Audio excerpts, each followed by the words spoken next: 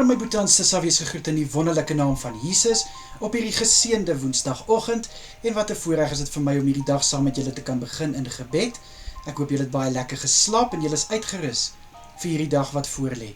Nou ja, kom ons begin die dag op die regte manier en bid lekker saam. Vader, aan U alle eer, lof en heerlikheid vir nog 'n gespaarde dag in ons lewens.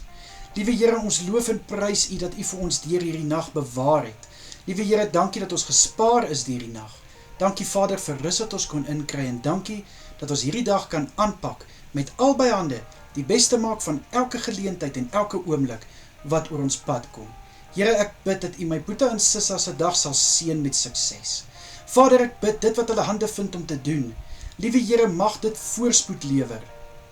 Asseblief, liewe Here, ek bid dat U asseblief vir hulle krag en wysheid sal gee in hulle arbeid vandag en dit wat voorlê in Jesus naam.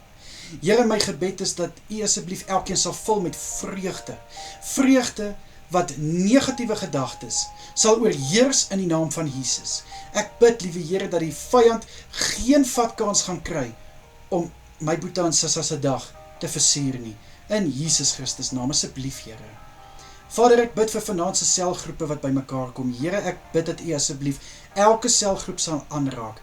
Ek bid dat daar iets sal verander in die atmosfeer. Ek bid, liewe Here, dat U teenwoordigheid in elke vertrek so sterk gevoel sal kan word.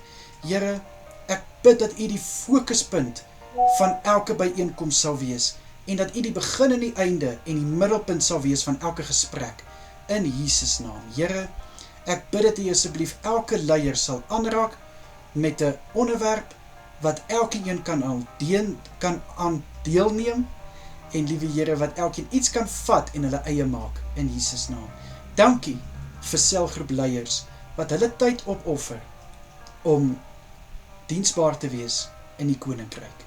Vader, ek bid dat U asseblief vir my boetie en sissa met 'n soete nagrus sal skenk vanaand. Ek bid dat elkeen goeie rus sal inkry.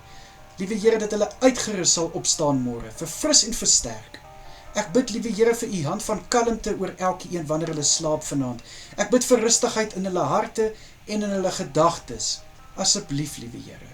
Vader, ek bid ook dat U asseblief elkeen sal veilig hou wanneer hulle slaap vanaand. En ek pleit U hand van beskerming oor elkeen deur hierdie dag. Asseblief, Here, in die kosbare naam van Jesus is dit my gebed vir elke boetie en sissa. Amen en amen.